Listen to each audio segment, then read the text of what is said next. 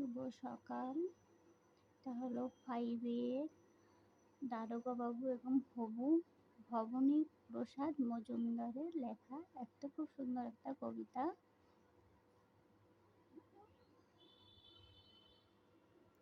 থানায় গিয়ে সেদিন ভোরে বললে কেঁদেই হাবু, নালিশ আমার মন দিয়ে খুব শুনুন বড় বাবু।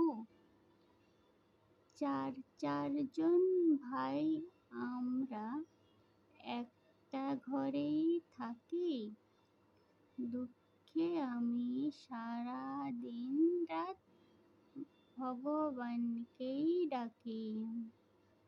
বড়দা ঘরেই 7টা বিড়াল পোষেন ছোট বড়, মেজদা পোষেন 8টা কুকুর, যতই বারণ করো।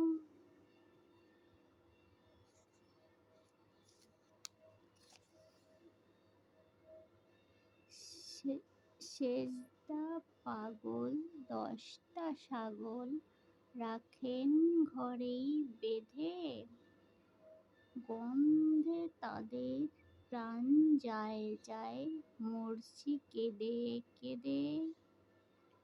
দারোগা বাবু বললে, হাবু তোমার কি সব হলো?